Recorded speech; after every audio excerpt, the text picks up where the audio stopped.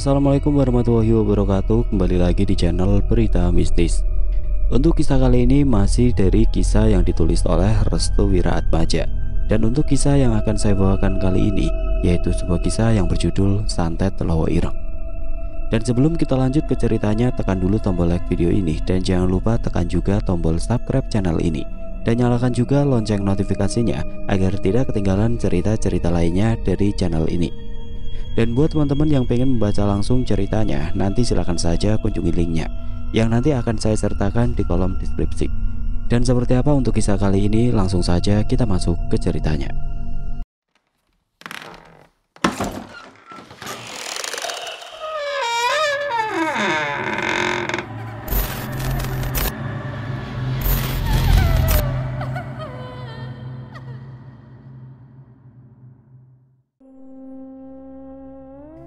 Jawa Tengah 1990.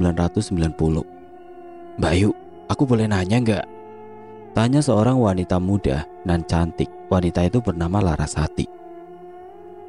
Loh, kamu mau tanya apa? Tanya balik Ayu. Ayu dan Laras merupakan kakak adik yang sangat akrab. Keduanya memiliki paras yang sangat cantik dan hampir memikat seluruh pemuda di desanya. Tadi katanya paman mau jodohin Mbak Ayu. Bener toh? Kok Mbak Ayu nggak bilang-bilang sama aku? Loh dek, kan itu cuma rencana. Lagian juga aku lebih baik kerja di luar kota dibandingkan nikah dulu. Loh, kenapa toh? Mbak Ayu nggak mau nikah? Bukan begitu, kan kamu tahu sendiri keadaan ekonomi kita seperti ini. Aku nggak mau kamu dan Rangga putus sekolah. Laras senang mendengar pola pikir kakaknya yang dewasa itu. Ia menilai kalau kakaknya benar-benar sudah matang, udah menikah. Namun bukan berarti harus cepat-cepat. Hanya perihal kondisi ekonomi saja yang membuat Ayu mengurungkan niatnya. Jadi Mbak Ayu mau nolak lamaran itu? Aku tolak bukan berarti aku nggak mau nikah. Cuma aku nggak mau buru-buru. Aku mau fokus kerja dulu. Kalau bisa, aku kerjanya di luar kota. Obrolan mereka berdua pun didengar baik-baik oleh Supardi, anak dari pamannya yang bernama Pak Bayu. Supardi diam-diam memberitahu hal ini kepada Pak Bayu yang hendak menjodohkan Ayu kepada seseorang yang kaya raya. Goblok tenan Ayu itu, teriak Pak Bayu. Aku jodohin dia biar perekonomian dia lancar. Kok dia malah gak mau dijodohin? Teriak Pak Bayu ketika mendengar usulan Supardi yang sempat mendengar percakapan Laras bersama dengan Ayu terkait perjodohannya. Mendengar hal itu Supardi tersenyum. Ia akan tahu bahwa Ayu akan dimarahi oleh bapaknya terkait perjodohan itu. Dan benar saja, maksud dan pemikiran Supardi kenyataan. Keesokan harinya Supardi datang ke rumah Ayu. Ia datang sambil memarah-marahi ibu Ayu yang bernama Ibu Timah. Timah, kenapa kamu gak ajarin sopan santun kepada anakmu? Aku berencana menjodohkan Ayu dan seorang ningrat. Tapi kenapa Ayu menolak mentah-mentah? Kalian sudah merasa kaya raya, teriak Pak Bayu. Ayu dan Laras saling berpelukan. Laras ketakutan mendengar teriakan kencang pamannya itu. Namun tatapan Ayu tertuju kepada Supardi, si bocah munafik yang seringkali membuat ulah. Supardi, kamu dengar jelas kan kalau Ayu tidak mau dijodohkan? Tanya Pak Bayu kepada anaknya. Iya Pak, Ayu bilang dia mau keluar kota. Bajingan kue Ayu, teriak Pak Bayu sambil melempar putung rokok ke depan Ibu Timah. Supardi hanya tersenyum melihat ekspresi Ayu dan Laras yang ketakutan. Bu Timah meneteskan air matanya. Ia menahan rasa sakit dan panas ketika putung rokok itu mendarat tepat di pipinya. Pak Bayu, sebelumnya aku minta maaf jika ada kesalahan tutur kata dari Ayu. Tapi sepertinya Ayu belum siap. Dia tidak mau jika usia mudanya hanya menjadi usia terakhir dalam hidupnya dengan cara menikah. Jelas Bu Timah sambil mengusap air matanya. Pak Bayu kembali mengamuk. Kali ini ia ingin menampar Bu Timah. Namun saat yang tepat Rangga, putra bungsu Bu Timah, masuk ke dalam rumah dan melihat tangan kanan Pak Bayu hampir mendarat ke pipi Bu Timah. Bu, ada apa? Jawab Bu, teriak Rangga dengan ekspresi marah. Namun kali ini Rangga yang masih duduk di kelas 1 SMA membusungkan badannya ke arah Pak Bayu. Kenapa Pak Bayu selalu jahat sama ibu? Apa mau anak bapak aku habisin? Tanya Rangga sambil menatap Supardi yang ternyata satu usia dengannya. Pak, ayo pulang, pinta Supardi yang ketakutan. Namun di saat Supardi menarik-narik tangan bapaknya, Rangga mencengkram kerah baju milik Supardi. "Bapakmu sudah membuat ibuku nangis. Kamu mau bapak kamu saya hajar duluan?" Namun Ayu dan Laras segera mendekati Rangga dan meminta Rangga untuk melepaskan cengkraman tangannya ke kerah baju milik Supardi. "Dek, udah nggak usah diladenin," jelas Ayu. Rangga memberi peringatan kepada Pak Bayu dan Supardi. Jika mereka berdua memasuki rumahnya dan membuat tangisan kepada keluarganya, maka Rangga akan membunuh mereka semua. Kejadian kemarin cukup membuat Pak Bayu sakit hati. Alasan mengapa dirinya tidak berani menghajar Rangga adalah dikarenakan Rangga mirip seperti almarhum adiknya, yang mana adiknya Pak Bayu merupakan ayah dari Rangga sendiri. Dengan begitu ia tidak tega untuk menghajar saudaranya. Semenjak kematian adiknya, Pak Bayu seringkali memarahi Butima beserta anak-anaknya. Ia kerap kali bermain tangan dan terus-menerus menghadirkan keributan di rumah Butima. Namun kali ini ada yang berbeda dari raut wajah Pak Bayu. Dirinya telah ditenggelami oleh dendam dan perasaan benci terkait penolakan yang dilakukan oleh Ayu dan ancaman yang dilontarkan oleh Rangga terhadapnya. Hari itu juga Pak Bayu menemui seorang dukun di daerah Banyuwangi. Dia meminta kepada dukun tersebut untuk memberikan pelajaran terhadap keluarga adiknya. Yang terkait dari penyantetan tersebut antara lain Rangga, Laras, dan Butima. Alasan mengapa Pak Bayu tidak mengikat Ayu adalah agar ia bisa dijadikan sebagai alat untuk memperkaya diri. Nama-nama korban yang akan disantet telah lebih dulu direkomendasikan oleh Pak Bayu kepada dukun asal Banyuwangi tersebut. Ia sendiri tidak merasa sedih atau kehilangan ketika ketiganya menjadi korban dari dendamnya sendiri. Bukan tanpa alasan dirinya berani untuk menyantet Rangga yang disebut-sebut sebagai orang yang mirip persis seperti adiknya. Namun Pak Bayu sadar bahwa Rangga akan menjadi penghalang besar untuk menjodohkan Ayu terhadap salah satu ningrat yang kaya raya. Beberapa hari sebelum Ayu pergi keluar kota, setelah Pak Bayu melakukan hal yang kurang mengenakan terhadap keluarga Ayu, satu persatu dari keluarga Ayu saling berjaga-jaga. Ia takut nanti Pak Bayu datang lagi dan memukuli wajah Butima seperti tempo hari yang lalu. Namun telah 3 hari lamanya tidak ada tanda-tanda signifikan akan datangnya Pak Bayu dan juga anaknya yang bernama Supardi. Entah mengapa mereka berdua tampak ditelan bumi bulat-bulat. Ayu kemudian menceritakan kepada Butima dan juga adik-adiknya terkait pekerjaannya. Ayu menjelaskan bahwa dirinya akan pergi keluar kota dengan tujuan untuk menghidupi perekonomian keluarganya. Atas usulan tersebut, Butima meminta kepada Ayu untuk menimbangkannya lagi terkait beberapa hal yang mungkin akan membuat Pak Bayu marah, dan itu menjadi ketakutan sendiri bagi Butima dan juga adik-adiknya. Sedikit berat memang, antara ingin menjalani kehidupan secara normal atau mungkin harus bertaruh nyawa di atas penderitaan yang terus-menerus menyiksa. Seakan-akan neraka dunia telah diturunkan saat itu juga terhadap Ayu dan keluarganya. Segala langkah tengah dipikirkan baik-baik agar tidak menaruh rasa kekesalan nantinya. Namun bukan tanpa alasan jika harus berani maju dan bertarung, walaupun memang sudah terinjak-injak dengan atas nama harga diri. Ayu akhirnya kembali menekankan bahwa dirinya tidak ingin cepat menikah dengan alasan belum siap. Ketidaksiapan wanita berbeda dengan lelaki. Wanita lebih memilih berkarir untuk menghidupi keluarganya terlebih dahulu. Bukan bermaksud untuk melawan aturan dan kodrat sebagai wanita, namun tokoh Ayu benar-benar memberikan sebuah pelajaran akan perjuangan yang besar dalam menghadapi halang rintangan yang memang sangat besar ketika ditekan. Malam harinya di saat keluarga Butima sedang tertidur, tiba-tiba dari atas rumah terdengar suara sebuah benda terjatuh yang membuat seluruh penghuninya terbangun semua. Ayu langsung keluar untuk memastikan benda apa yang baru saja menimpa rumah mereka. Dalam keheningan malam yang begitu pekat, tampak dengan jelas sosok kuntilanak yang sedang terduduk, layaknya seorang wanita kesepian di atas rumah.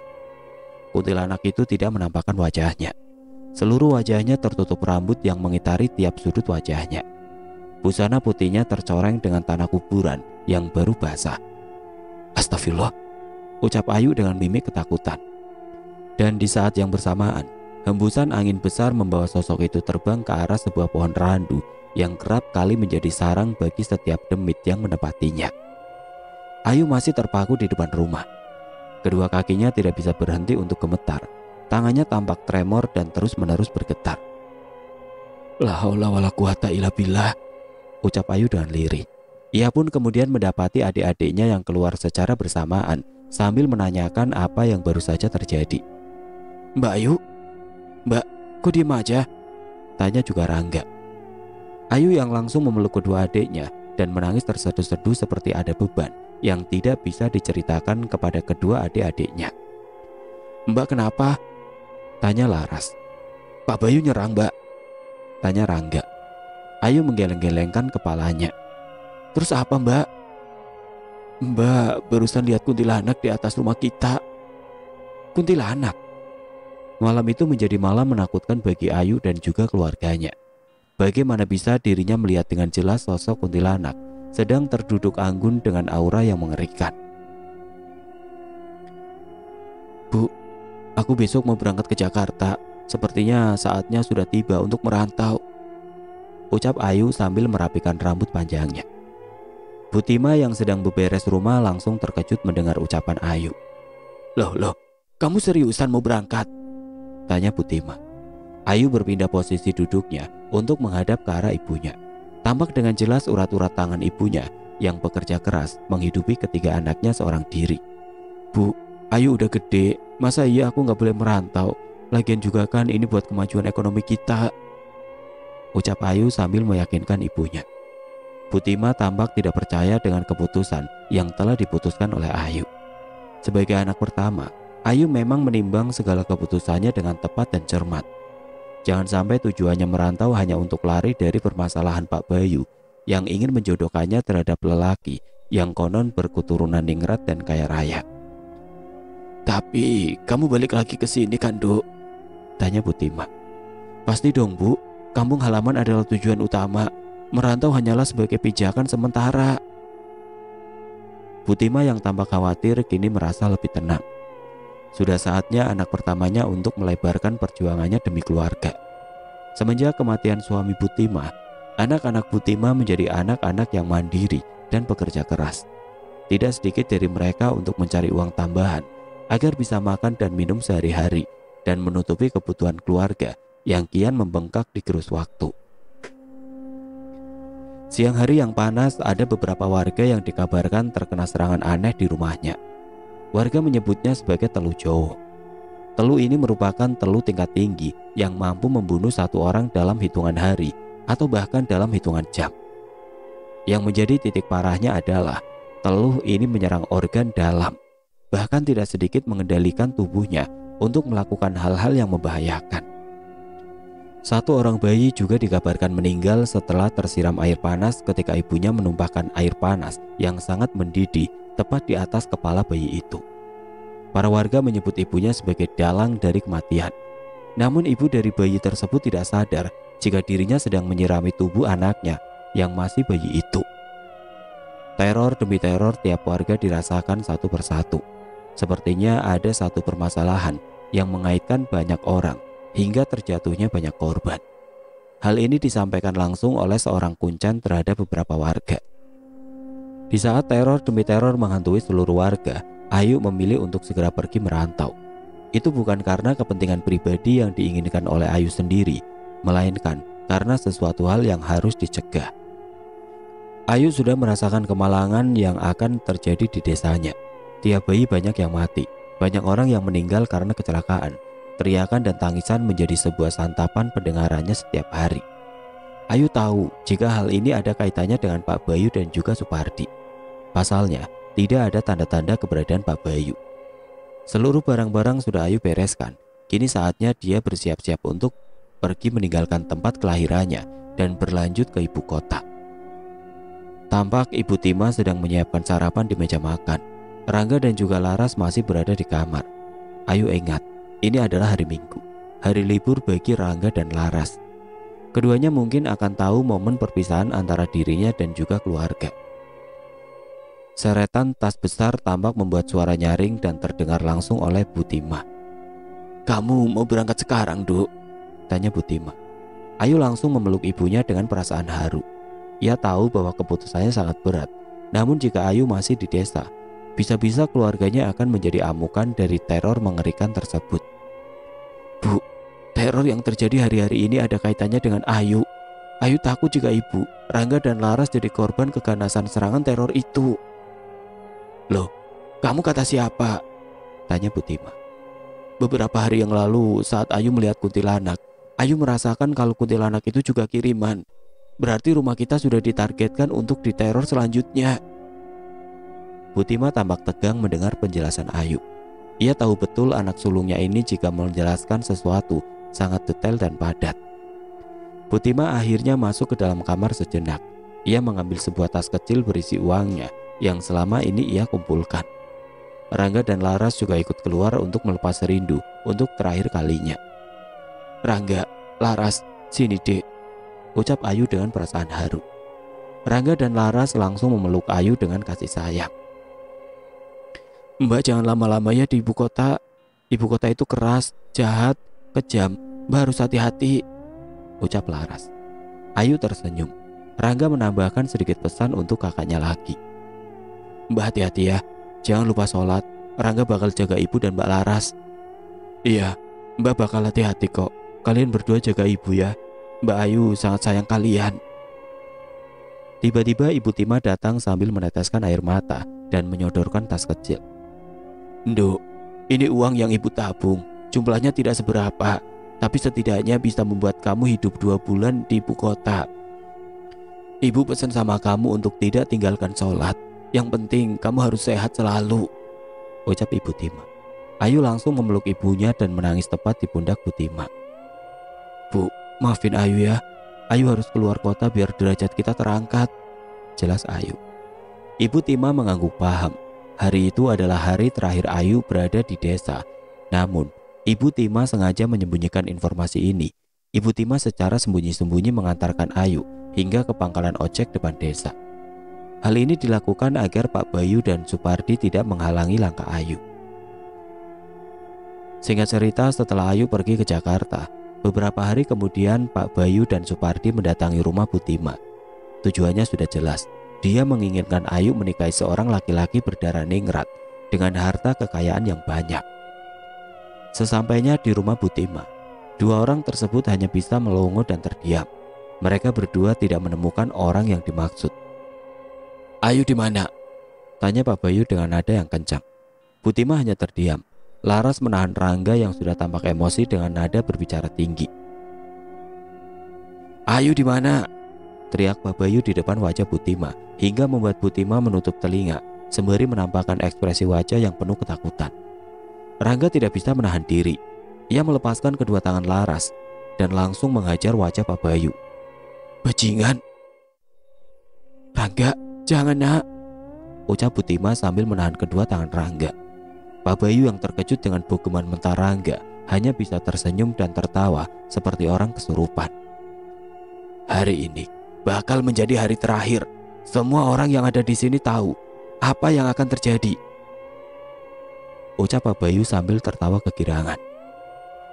Rangga masih kesal dengan ucapan busuk Pak Bayu yang semena-mena tersebut. Ingin rasanya Rangga memukul bagian vital Pak Bayu hingga tidak bisa berjalan melangkah ke rumahnya lagi. Namun lagi-lagi, Butima melarang Rangga untuk berbuat brutal seperti layaknya seorang laki-laki melindungi keluarganya. Pak Bayu dan Supardi meninggalkan rumah Butima. Entah apa yang diucapkannya barusan, sepertinya akan ada pertanda buruk yang akan menimpa keluarga Butima lewat ucapan Pak Bayu. Malam harinya Butima tidak bisa tidur. Ia masih teringat akan Ayu yang berada di luaran kota. Butima takut jika anaknya menjadi incaran bagi Pak Bayu.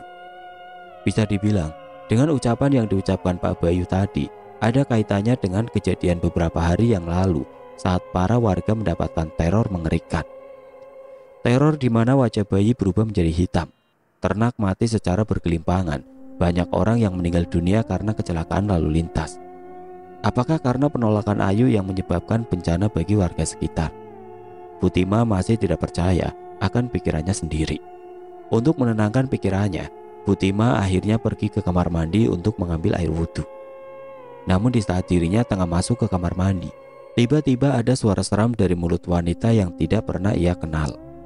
Wanita itu tidak terlihat, hanya suaranya saja yang tampak jelas di telinga.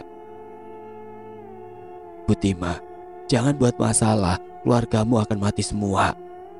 Bersamaan dengan itu, atap rumah Butima tertimpa sebuah benda yang entah dari mana jatuhnya. Benda itu membuat dentuman keras sehingga membangunkan Laras dan juga Rangga. Namun yang terjadi sangatlah mengerikan. Butima wajahnya sedikit menghitam. "Bu, ibu kenapa?" tanya Rangga yang tidak berani mendekat ke arah ibunya. Ibu kenapa? Kenapa ada bercak hitam di wajah ibu?" Butima tidak percaya. Ia pun langsung melihat wajahnya di depan cermin saat dirinya melihat cermin. "Astagfirullah, wajahku kenapa?" Wajah yang sedikit menghitam sama halnya dengan korban sebelumnya. Para bayi, anak kecil, remaja, dewasa bahkan orang tua yang akan mendapati santet jenis ini, dia akan menerima sesuatu yang berada di tubuhnya, yaitu wajah yang menghitam. Jakarta 1990. Ayu sudah berada di Jakarta. Ia langsung menuju ke tempat di mana ia akan dipekerjakan. Suasana kota Jakarta yang begitu padat dan memiliki banyak infrastruktur yang megah membuat Ayu takjub dan keheranan. Pasalnya ia sendiri belum menemukan gedung-gedung pencakar langit di tempatnya. Jakarta sendiri menjadi awal pijakan Ayu untuk memulai karirnya. Terlepas dari gangguan yang ditorehkan langsung oleh Pak Bayu dan juga Supardi, mungkin Jakarta adalah tempat yang tepat untuk Ayu agar bisa memperbaiki perekonomian keluarganya yang berada di desa. Ayu menemui salah seorang penting yang bernama Anwar. Anwar adalah karyawan dari sebuah perusahaan yang akan dilamar oleh Ayu sendiri. Bisa dibilang Anwar adalah orang yang telah menyelamatkan Ayu ketika dirinya berada dalam kesusahan. Kebetulan Anwar juga berasal dari desa yang sama dengan Ayu. Ini memungkinkan bagi Ayu untuk mendapatkan orang-orang baik yang masih berada di sekitarnya. Selepas dirinya bertemu dengan Anwar, obrolan pun dimulai. "Bagaimana kabar keluargamu di desa? Mereka semua baik-baik saja kan?" tanya Anwar. "Ya begitulah mas, karena keadaanlah yang membuat aku nekat untuk pergi ke Jakarta." "Lalu apa yang terjadi dengan keluargamu? Katanya kamu sempat diteror." "Orang yang menerorku adalah saudaraku sendiri." Anwar teringat sebuah kisah yang menjadikan sebuah keluarga mati secara bersamaan karena penolakan yang dilakukan oleh salah satu anggota keluarganya. Hal ini memungkinkan akan terjadi pada kehidupan Ayu sendiri bila memang sudah ditakdirkan untuk terjadi kedua kalinya. "Baiklah, nanti besok kamu langsung bekerja. Kamu boleh menempati tempat penginapan yang telah ditetapkan oleh perusahaan. Jika ada apa-apa, kamu bisa menghubungiku," ucap Anwar. Ayu hanya mengangguk paham. Ia tahu betapa mulianya hati Anwar untuk memperbaiki perekonomian dan segala kesulitan yang sedang terjadi kepada Ayu sendiri. Belum lagi dengan tingkah saudara-saudaranya yang ingin menghancurkan kehidupan Ayu secara perlahan. Lain hal dengan kehidupan Ayu yang sudah mulai membaik. Namun tidak bagi Butima dan yang lainnya. Mereka mengalami pukulan telak dengan teror yang mengerikan. Seluruh wajah Butima menghitam dan kondisinya makin memburuk tiap harinya. Laras yang kebetulan dituahkan di keluarga tersebut berusaha untuk mencari pengobatan alternatif dengan harta yang dimiliki oleh ibunya. Mula-mula Laras menemui seorang kiai kampung yang berada di desa sebelah. Sebut saja kiai itu bernama Kiai Thohir. Seorang kiai yang mampu mengobati penyakit-penyakit aneh yang tidak bisa dinalar oleh pikiran manusia. Laras datang bersama dengan ibunya menuju ke rumah Kiai Thohir. "Pak Kiai, apa yang terjadi dengan ibu saya?" Kiai Thohir meminta izin untuk memegang wajah Butima dan seketika dirinya terkejut. "Ini teluh atau santet? Siapa yang melakukan ini?" tanya Kiai Thohir. Laras yang mendengar itu menjadi khawatir. Air matanya secara perlahan terjatuh karena mendengar sesuatu yang mengerikan yang disebut dengan teluh atau santet. Kiai Thohir segera mengusapkan air yang telah dulu ia doakan ke wajah Butima. Hal itu dilakukan agar ilmu hitam yang berada di sekitaran wajahnya luntur atas izin Allah Subhanahu wa Ta'ala. "Yang melakukan ini adalah saudara saya sendiri. Dia menginginkan keluarga kami semua mati secara perlahan dengan serangan yang terlebih dahulu mengena kepada ibu saya." Mendengar penjelasan Laras, Kiai Thohir tidak terkejut sedikit pun. Ia bahkan telah mengira bahwa pelaku penyerangan santet ini masih ada kaitannya dengan keluarga Butima. "Nah, berapa usiamu?" Tanya Kiai Thohir. 16 tahun Kiai. Berapa usia kakakmu yang ada di Jakarta? Loh, kok Kiai tahu? Serangan santet ini sebenarnya ingin membuat mental kakakmu itu hancur lebur. Lalu, dari semua korban yang akan diserang, kakakmu adalah orang yang tidak berkaitan dengan santet ini. Atau dalam artian, kakakmu memang tidak akan diserang, melainkan akan dihancurkan mentalnya secara perlahan. Jelas Kiai Thohir kepada Laras. Memang dalam masalah santet menyantet, banyak orang yang tidak memahami alasan apa yang dilakukan untuk melakukan hal tersebut. Namun kebanyakan bagi mereka yang menggunakan ilmu hitam sebagai senjata mematikan untuk membunuh orang-orang yang telah ditargetkannya adalah termasuk orang-orang yang hatinya telah dipenuhi dengan penyakit hati dan diperbudak oleh setan dan para jin kafir. Secara fisik, tubuh Butima seperti layaknya tidak memiliki penyakit. Yang membedakannya adalah warna kulit wajah yang berubah seketika menjadi sedikit hitam. Bercak hitam itu adalah respon tubuh yang dimasuki energi jahat untuk melepaskan kesehatan fisik dan juga mental. Karena jika diketahui lebih dalam, tubuh orang yang terkena santet adalah tubuh yang digerus oleh parasit yang melahap tubuhnya. Memiliki kadar waktu yang telah ditetapkan kematiannya tergantung dengan seberapa kuat fisik dan mentalnya. Seakan menjadi pertaruhan antara hidup dan mati bagi korban santet. Hal ini sudah sewajarnya terjadi bagi setiap orang yang terkena santet. Karena itu, salah satu hal yang dilakukan adalah untuk mendekatkan diri kepada Tuhan, agar hati dan pikiran kembali dikuatkan dan percaya akan kebesarannya yang tidak bisa disangka-sangka oleh nalar dan pengetahuan manusia. Dalam hal ini, Kiai Thohir juga meminta kepada Butima dan juga Laras untuk menguatkan imannya, agar tidak mudah dipengaruhi oleh jenis santet yang serangannya membawa bala tentara gaib seperti jin kafir dan sebagainya. Karena dukun yang melakukan hal santet semacam itu bukanlah dukun yang hanya dapat menyerang dengan ketakutan dan rasa ingin menyerah saja, melainkan dapat mencelakai siapa saja yang dikehendakinya dengan bantuan ilmu hitam sebagai tonggak utama senjata mereka. Tentu saja ada kaitannya dengan perjanjian dan persyaratan yang harus dilakukan bagi orang yang melakukan santet tersebut. Bisa dibilang orang itu akan menjadi budak setan selama santet itu terus berjalan dan terus bekerja. Jika sudah waktunya, maka timbal balik yang akan diterima oleh orang yang melakukan santet adalah kematian. Selepas Kiai Thohir memberitahu secara detail terhadap Laras dan juga Butima, ia juga memberikan sebuah penawar khusus agar rumah mereka terhindar dari gangguan gaib seperti santet yang bisa saja menyerang saat-saat tertentu. Kiai Thohir memberikan 3 buah bungkusan berwarna hitam. Masing-masing bungkusan itu memiliki arti dan juga faedahnya sendiri. Bungkus yang pertama berisi garam kasar. Garam ini disebarkan di depan pintu rumah, kamar, dan tempat ibadah. Alasan yang memperkuat garam kasar bisa menghentikan serangan santet adalah karena garam kasar sendiri mampu menyerap energi buruk dan menghentikan serangan seperti santet yang masuk lewat pori-pori seseorang. Di bungkusan yang kedua terdapat jahe. Jahe ini harus ditanam di depan rumah yang menghadap ke arah timur.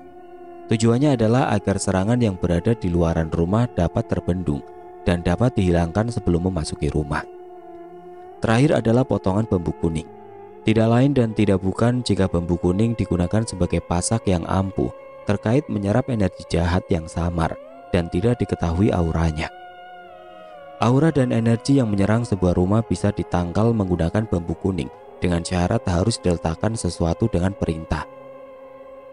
Biasanya orang-orang akan meletakkannya di sebuah tiang rumah ataupun ditempelkannya di depan pintu. Kiai Thohir telah memberikan 3 buah senjata penangkal untuk Laras. Karena kebetulan yang tertua di keluarga adalah Laras, maka Laras harus bisa menjadi tonggak utama dalam menyelesaikan permasalahan yang sedang dihadapi keluarga. Berbeda dengan Ayu, dirinya sudah diterima dalam pekerjaan. Namun pikiran Ayu juga masih belum merasa nyaman terkait dengan serangan yang menimpa ibunya. Ayu merasa sangat khawatir dan penuh kebimbangan. Ia terkadang meminta kepada Anwar untuk dicarikan solusi yang tepat dalam menghentikan pergerakan santet yang menyerang keluarganya. Namun Anwar manusia biasa. Ia tidak tahu menahu mengenai hal itu. Ia hanya yakin suatu saat hal keburukan akan musnah dengan izin Tuhan. Setelah Laras diberi senjata penangkal santet itu, ia pun kemudian meminta kepada Kiai Thohir agar selalu berada di sisinya. Ia tidak mau kehilangan sosok Kiai Thohir yang benar-benar telah membantu meringankan permasalahannya. Kiai Thohir hanya berkata, "Insya Allah, mautku sudah ditentukan Tuhan. Jika memang aku harus berjihad untuk menumpaskan santet ini, aku siap mati." Senyum Kiai Thohir. Laras memandang Kiai Thohir sebagai kiai kampung yang istimewa. Selain dia memiliki beberapa hal yang tidak dimiliki oleh orang-orang lain, hati Kiai Thohir sangat bersih, pikirannya jernih, tingkah lakunya bak air yang mengalir ke dasaran sungai dan mengempaskan banyak kotoran di sana. "Pak Kiai, apakah santet bisa membunuh orang yang membantu korban santet?" tanya Laras. Kiai Thohir tidak terkejut mendengar pertanyaan itu. Selebihnya pertanyaan yang dimunculkan oleh seorang wanita remaja seperti Laras adalah bentuk kekhawatiran dan ketulusan terhadap orang yang dia tanyakan. Kiai Thohir tahu Laras begitu sangat menyayangi keluarganya. Ia juga menyayangi orang-orang yang membantu dirinya, sampai-sampai harus rela menderita rasa sakit yang tidak pernah ditampakkan oleh banyak orang. Kiai Thohir mengelus rambut Laras. Ia berucap sebuah wejangan yang mungkin saja mengena dalam hati Laras. "Sebaik-baiknya manusia adalah manusia yang bermanfaat. Maut dan hidup sudah ditentukan Tuhan. Rezeki dan jodoh telah ada garis-garisnya tersendiri. Kita hanya disuruh untuk beribadah dan bermanfaat terhadap sesama dan alam sekitar. Jadi jika saya mati, itu adalah bentuk kemanfaatan saya dalam menjalankan misi Tuhan." Laras tidak bisa membendung air matanya. Ia menangis tepat di hadapan Butima dan Kiai Thohir. Tangisannya membuat alam bergemuruh. Hujan turun seketika. Alam seperti ikut bersedih dengan apa yang dikatakan Kiai Thohir terhadap Laras. "Pak Kiai, apa kita menjadi manusia yang bermanfaat harus menderita terlebih dahulu?" Kiai Thohir cukup terkesan dengan pertanyaan Laras. Ia menyadari bahwa kehidupan yang telah ia jalani sangat terinspirasi dari perjalanan orang-orang solihin terdahulu. "Laras, apakah kamu tahu jika manusia diciptakan dengan perjalanan yang panjang, namun ia hanya sebentar saja dalam menjalani hidup?" tanya Kiai Thohir. Laras tidak bisa menjawab. Ia hanya menggeleng-gelengkan kepala. Kiai Thohir kembali angkat bicara. "Di dunia ini, menderita atau bahagia adalah sebuah keputusan yang kita jalankan. Kita tidak pernah tahu letak bahagia dan menderitanya seseorang. Jika karena harta, bisa jadi orang miskin bahagia. Jika karena kesehatan dan umur panjang, bisa jadi orang yang berkecukupan merasa bahagia. Jadi, menjadi orang yang bermanfaat itu harus. Urusan dia bahagia atau tidak, tergantung kita menjalankan keputusan tersebut." Senyum Kiai Thohir. Laras terdiam. Butima sudah merasa membaik. Pesan Kiai Thohir sangat mengena ke dalam lubuk hati seorang Laras. "Pak Kiai, terima kasih atas segala bantuannya. Terima kasih juga telah mengajarkan arti kemanusiaan yang sesungguhnya. Tolong Pak Kiai, tumpaskan santet ini," pinta Laras sambil menundukkan kepalanya di hadapan Kiai Thohir. Kiai Thohir sudah tahu bahwa yang melakukan hal ini adalah orang yang memiliki penyakit hati terbesar. Iri dan dengki bukanlah yang membahayakan, melainkan penyakit hati itu adalah dendam. Dendam yang merasuki hati dan pikiran akhirnya menjadikan seseorang tampak otomatis dikontrol untuk menjalankan segala upaya dan rencana untuk mewujudkan semuanya, dengan tujuan orang yang ia targetkan akan menjadi menderita. Dendam juga memiliki sebuah kaitannya dengan aura negatif yang dapat dirasakan oleh orang-orang yang paham akan perjalanan spiritual. Orang yang memiliki dendam, tubuhnya akan mengeluarkan warna hitam dan busuk baunya, seperti layaknya bangkai. Orang yang memiliki dendam tidak merasa dirinya telah mati hati dan pikiran. Karena itu ia seakan-akan berjalan di atas segala keinginannya yang terus-menerus membutakan mata hati dan pikirannya. Laras pun akhirnya pamit. Ia kemudian membawa ibunya kembali ke rumah sembari membawa 3 senjata penangkal santet. Sesampainya di rumah, Laras merebahkan tubuh ibunya yang memang sudah kelelahan. Bersamaan dengan itu, ia juga mulai meletakkan 3 penangkal yang kelak akan digunakan sebagai penyerap energi jahat seperti santet yang mungkin saja akan menyerangnya malam itu. Dibantu oleh Rangga, Laras meletakkan potongan bambu kuning ke sangga atau tiang rumah. Lalu ia menaburkan garam kasar di hadapan rumah dan yang terakhir adalah menanam potongan jahe yang menghadap ke arah timur. Rangga yang kepo sempat menanyakan hal ini kepada kakaknya. "Mbak, ini buat apa?" "Sudah, tanam saja." Rangga menuruti apa yang diperintahkan Laras kepadanya. "Mbak Ayu, masih lama ya Kak datangnya?" "Ya tidak tahu, doakan saja." Selesai menanam jahe merah, Laras segera melihat sekitaran rumah.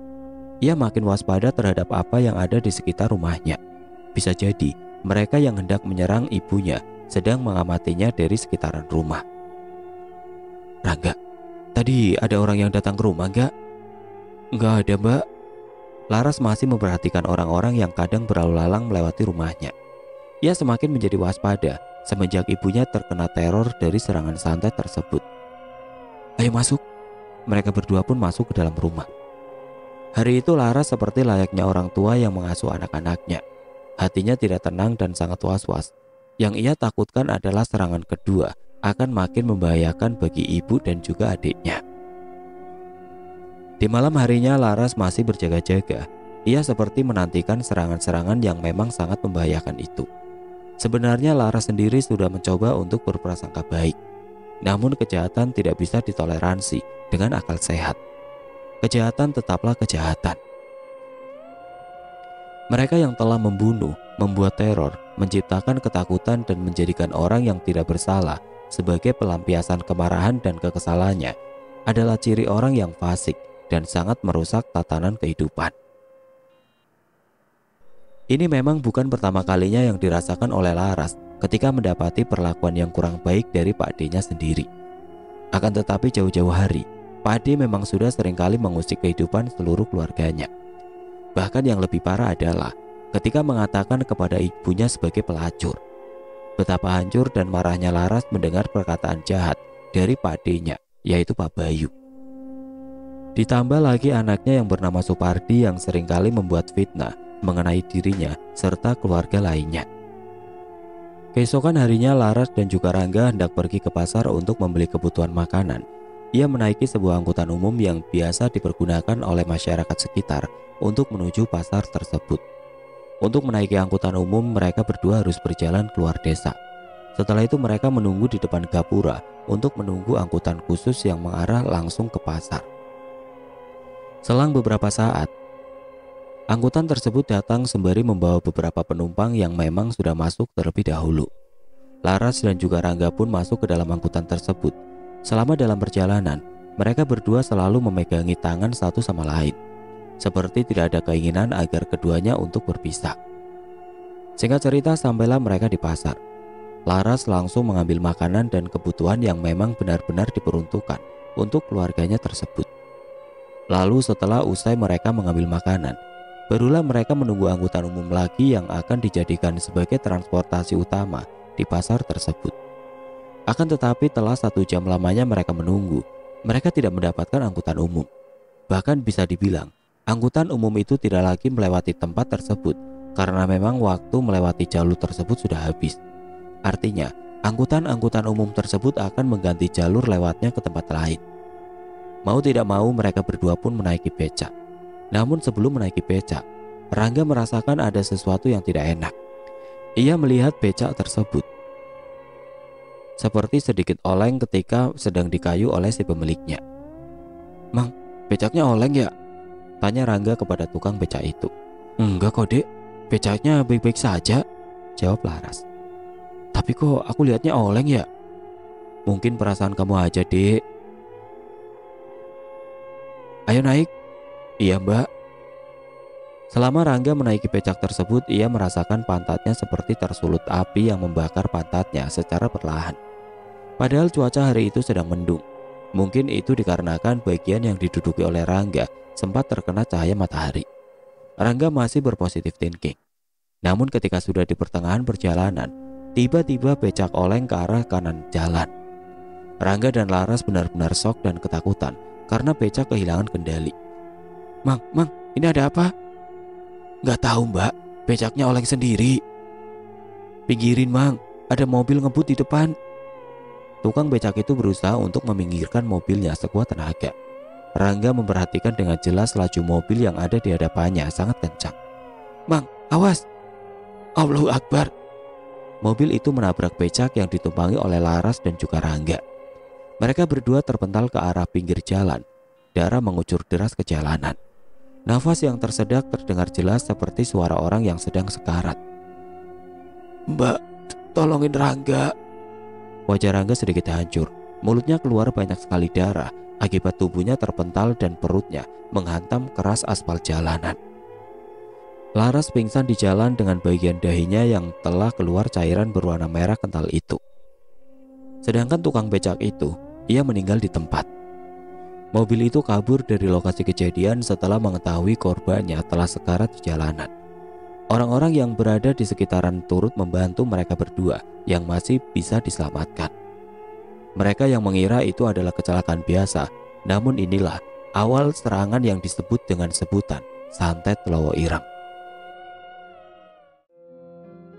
Oke teman-teman, sampai di sini dulu ceritanya. Nantikan kelanjutan dari kisah ini di video berikutnya.